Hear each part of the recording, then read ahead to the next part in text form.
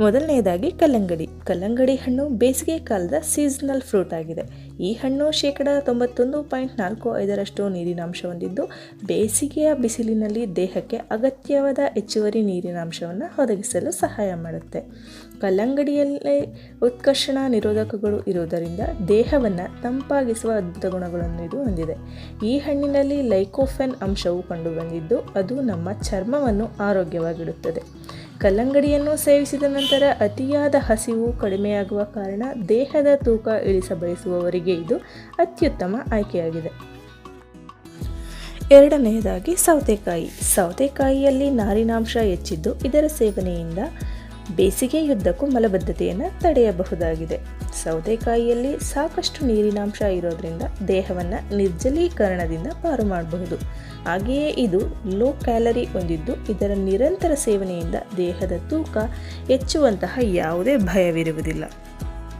ಎಳನೀರು. ಬೇಸಿಗೆ ಕಾಲದ ಅತ್ಯುತ್ತಮ ಪಾನೀಯ ಅಂತ ಎಳನೀರನ್ನು ಕರೆಯಬಹುದು. ಇದು ದೇಹಕ್ಕೆ ಅಗತ್ಯವಿರುವ ಪ್ರಮುಖ ವಿಟಮಿನ್ಸ್, ಮಿನರಲ್ಸ್ ಮತ್ತು ನ್ಯೂಟ್ರಿಯೆಂಟ್ಸ್ಗಳನ್ನು ಹೊಂದಿದ್ದು ದೇಹವನ್ನು ಆರೋಗ್ಯವಾಗಿಯೂ ಶಕ್ತಿಯುತವಾಗಿಯೂ ಇಡುವ ಮೂಲಕ ಬೇಸಿಗೆ ಬಿಸಿಲಿನ ವಿರುದ್ಧ ಹೋರಾಡಲು ನಮಗೆ ಸಹಾಯ ಮಾಡುತ್ತದೆ. ಹಲವಾರು ವರದಿಗಳ ಪ್ರಕಾರ ತೆಂಗಿನಕಾಯಿ ನೀರನ್ನು ನಿಯಮಿತವಾಗಿ ಸೇವಿಸುವುದರಿಂದ ಕ್ಯಾನ್ಸರನ್ನು ಕೂಡ ತಡೆಯಬಹುದಾಗಿದೆ. ಬೇಸಿಗೆ ಕಾಲದ ಆಹಾರಗಳಲ್ಲಿ ಮತ್ತೊಂದು ಪ್ರಮುಖ ಆಯ್ಕೆ ಹಸಿರು ಸೊಪ್ಪು ಮತ್ತು ತರಕಾರಿಗಳು. ವರ್ಷವಿಡೀ ಹಸಿರು ತರಕಾರಿಗಳು ಮತ್ತು ಸೊಪ್ಪುಗಳನ್ನು ತಿನ್ನುವುದರಿಂದ ಹಲವಾರು ಪ್ರಯೋಜನಗಳಿವೆ. ಹಸಿರು ತರಕಾರಿಗಳು ಹೆಚ್ಚಿನ ಫೈಬರ್ ಹೊಂದಿರುವುದರಿಂದ ಇವುಗಳನ್ನು ನಮ್ಮ ದಿನನಿತ್ಯದ ಆಹಾರದಲ್ಲಿ ಸೇವಿಸುವುದು ಕಡ್ಡಾಯವಾಗಿದೆ. ಹಸಿರು ತರಕಾರಿಗಳು ನಮ್ಮ ದೇಹದಲ್ಲಿನ ರೋಗ ನಿರೋಧಕ ಶಕ್ತಿಯನ್ನು ಹೆಚ್ಚಿಸುತ್ತವೆ. ಹಸಿರು ಸೊಪ್ಪು ಮತ್ತು ತರಕಾರಿಗಳನ್ನು ಅತಿಯಾಗಿ ಬೇಯಿಸುವುದು ಮತ್ತು ಕುದಿಸುವುದು ಉತ್ತಮವಲ್ಲ. ಅದರಿಂದಾಗಿ ಇವುಗಳಲ್ಲಿ ತಮ್ಮಲ್ಲಿರುವ ನೀರಿನಾಂಶ ಮತ್ತು ನ್ಯೂಟ್ರಿಷನಲ್ ವ್ಯಾಲ್ಯೂಗಳನ್ನು ಕಳೆದುಕೊಳ್ಳುತ್ತವೆ. ಬೇಸಿಗೆ ಕಾಲದ ಮತ್ತೊಂದು ಪ್ರಮುಖ ಆಹಾರ ಮೊಸರು. ಮೊಸರು ರುಚಿಕರವಾಗಿರುವುದರ ಜೊತೆಗೆ ದೇಹವನ್ನು ತಂಪಾಗಿಸುವ ಗುಣವನ್ನು ಹೊಂದಿದೆ. ಮೊಸರಿನಲ್ಲಿ ಪ್ರೋಬಯೋಟಿಕ್ ಅತ್ಯಧಿಕವಾಗಿರುವ ಕಾರಣ ಇದು ಜೀರ್ಣಕ್ರಿಯೆಗೆ ಸಹಕಾರಿಯಾಗಿರುತ್ತೆ. ಮೊಸರನ್ನು ಸೇವಿಸೋದ್ರಿಂದ ಹೊಟ್ಟೆಯ ಉರಿಯೂತವನ್ನು ತಗ್ಗಿಸಬಹುದು. ಮೊಸರಿನಲ್ಲಿ ಕ್ಯಾಲ್ಸಿಯಂ ಅಧಿಕ ಪ್ರಮಾಣದಲ್ಲಿದ್ದು ಮೂಳೆ ಮತ್ತು ಹಲ್ಲುಗಳನ್ನು ಬಲಪಡಿಸುತ್ತೆ. ಪ್ರೋಟೀನ್ ಹೊಂದಿರುವ ಕಾರಣ ಮೊಸರು ದೇಹದ ತೂಕ ನಿರ್ವಹಣೆಗೆ ಸಹಾಯ ಮಾಡುತ್ತೆ. ಮೊಸರಿನಲ್ಲಿ ಬ್ಯಾಕ್ಟೀರಿಯಾಗಳು ನಮ್ಮ ಗಟ್ ಆರೋಗ್ಯವನ್ನು ಕಾಪಾಡಿಕೊಳ್ಳೋದಕ್ಕೆ ಸಹಾಯ ಮಾಡುತ್ತವೆ. ಬೇಸಿಗೆ ಕಾಲದ ಮತ್ತೊಂದು ಉತ್ತಮ ಆಯ್ಕೆ ಬಾಳೆಹಣ್ಣು.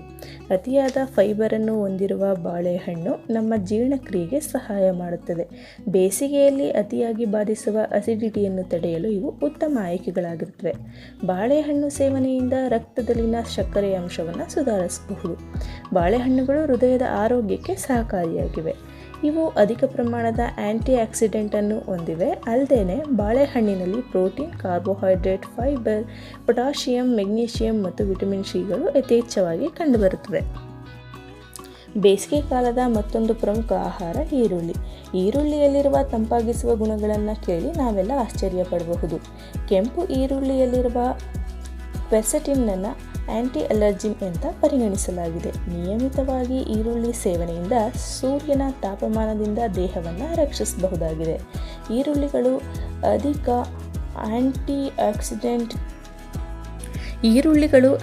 ಆ್ಯಂಟಿ ಆಕ್ಸಿಡೆಂಟ್ ಕಾಂಪೌಂಡ್ಸ್ಗಳನ್ನು ಹೊಂದಿವೆ. ಅಲ್ಲದೆ ಈರುಳ್ಳಿಯು ಆ್ಯಂಟಿ ಕ್ಯಾನ್ಸರ್ ಕಾಂಪೌಂಡ್ಸ್ಗಳನ್ನು ಹೊಂದಿದ್ದು ಆರೋಗ್ಯಕ್ಕೆ ಉತ್ತಮವಾಗಿವೆ. ಇವು ಅತಿಯಾದ ಆ್ಯಂಟಿಬ್ಯಾಕ್ಟೀರಿಯಲ್ ಪ್ರಾಪರ್ಟಿ ಹೊಂದಿದ್ದು ದೇಹವನ್ನು ರೋಗಗಳಿಂದ ರಕ್ಷಿಸುತ್ತವೆ. ಹಲಸಿನ ಹಣ್ಣು. ಹಲಸಿನ ಹಣ್ಣು ಬೇಸಿಗೆ ಕಾಲದ ಪ್ರಮುಖ ಹಣ್ಣುಗಳಲ್ಲಿ ಒಂದಾಗಿದೆ. ಭಾರತೀಯ ಬಹುಪಾಲಿನ ಜನರಿಗೆ ಈ ಹಣ್ಣು ಪ್ರಿಯವಾದ ಹಣ್ಣಾಗಿದೆ. ಇದರಲ್ಲಿ ಇರುವ ಆರೋಗ್ಯ ಲಾಭಗಳ ಬಗ್ಗೆ ಹೆಚ್ಚಿನ ಜನರಿಗೆ ತಿಳಿದೇ ಇರುತ್ತದೆ. ಸಾಮಾನ್ಯವಾಗಿ ಎಲ್ಲರೂ ತಿಳಿದಿರುವಂತೆ ಹಲಸಿನ ಹಣ್ಣು ದೇಹದ ಉಷ್ಣತೆಯನ್ನು ಹೆಚ್ಚಿಸುತ್ತದೆ. ಆದರೆ ಮಾಗಿದ ಅಥವಾ ತುಂಬ ಹಣ್ಣಾಗಿರುವ ಹಲಸಿನ ಹಣ್ಣು ದೇಹವನ್ನು ತಂಪಾಗಿಸುತ್ತದೆ ಹಾಗೂ ಇದರಲ್ಲಿ ಹಲವಾರು ಬಗೆಯ ವಿಟಮಿನ್ಗಳು ಹಾಗೂ ಖನಿಜಾಂಶಗಳು ಇವೆ. ಹಲಸಿನ ಹಣ್ಣಿನಲ್ಲಿ ವಿಟಮಿನ್ ಸಿ ಅಂಶವು ಉತ್ತಮವಾಗಿದ್ದು ಇದು ದೇಹದಲ್ಲಿನ ಪ್ರತಿರೋಧಕ ಶಕ್ತಿಯನ್ನು ವೃದ್ಧಿ ಮಾಡುತ್ತದೆ. ಬೇಸಿಗೆ ಕಾಲದ ಮತ್ತೊಂದು ಪ್ರಮುಖ ಆಹಾರ ಸಿಟ್ರಸ್ ಹಣ್ಣುಗಳು. ನಿಂಬೆ, ಕಿತ್ತಳೆ, ಮೋಸಂಬಿ, ಅನಾನಸ್, ಮಾವು, ಸೀಬೆ ಸೇರಿದಂತೆ ಇನ್ನಿತರ ಎಲ್ಲ ಸಿಟ್ರಸ್ ಹಣ್ಣುಗಳು ರುಚಿಕರವಾಗಿಯೂ ಮತ್ತು ಬಾಯಾರಿಕೆಯನ್ನು ತಣಿಸಲು ಅತ್ಯುತ್ತಮವಾಗಿರುತ್ತವೆ. ಅಲ್ಲದೆ ಇವು ನಮ್ಮ ದೇಹಕ್ಕೆ ಅತ್ಯಂತ ಉಪಕಾರಿಯಾದ ಫೈಬರನ್ನು ಹೊಂದಿರುವುದರಿಂದ ಜೀರ್ಣಕ್ರಿಯೆಗೆ ಉತ್ತಮವಾಗಿರುತ್ತವೆ. ಇವುಗಳಲ್ಲಿ ಅತಿಯಾದ ನೀರಿನಾಂಶ ಇರುವುದರಿಂದ ಇವು ದೇಹವನ್ನು ಹೈಡ್ರೇಟ್ ಆಗಿರಿಸುತ್ತವೆ. ಸಿಟ್ರಸ್ ಹಣ್ಣುಗಳು ಬಹಳಷ್ಟು ವಿಟಮಿನ್ ಸಿ ಯನ್ನು ಹೊಂದಿರುವುದರಿಂದ ನರ್ವ್ ಸಿಸ್ಟಮನ್ನು ಶಮನಗೊಳಿಸುತ್ತವೆ ಮತ್ತು ದೇಹದಲ್ಲಿನ ಟಾಕ್ಸಿಕ್ ಅನ್ನು ಹೊರಹಾಕಲು ಇವು ನಮಗೆ ಸಹಾಯ ಮಾಡುತ್ತವೆ. ಬ್ರೋಮಲಿನ್ ಎಂಬ ದೇಹದ ಉರಿಯೂತವನ್ನು ಕಡಿಮೆ ಮಾಡಬಹುದಾದ ಕಿಣ್ವವು ಅನಾನಸ್ನಲ್ಲಿ ಮಾತ್ರ ಕಂಡುಬರುತ್ತದೆ ಅಂತ ಹೇಳಲಾಗಿದೆ. ಸಿಟ್ರಸ್ ಹಣ್ಣುಗಳನ್ನು ಪಾನೀಯವಾಗಿ, ಸಲಾಡ್ ರೂಪದಲ್ಲಿ ಅಥವಾ ಇನ್ನಿತರ ಯಾವುದೇ ರೂಪದಲ್ಲಿ ಸೇವಿಸಬಹುದಾಗಿದೆ. ಸತ್ತು ಪಾನೀಯ. ಭಾರತೀಯರು ಬೇಸಿಗೆ ಕಾಲದಲ್ಲಿ ಹೆಚ್ಚಾಗಿ ಈ ಪಾನೀಯವನ್ನು ಬಳಸ್ತಾರೆ. ಇದು ದೇಹಕ್ಕೆ ನೀರಿನಾಂಶವನ್ನು ಒದಗಿಸುತ್ತದೆ ಮತ್ತು ನಿರ್ಜಲೀಕರಣವನ್ನು ತಪ್ಪಿಸುತ್ತೆ.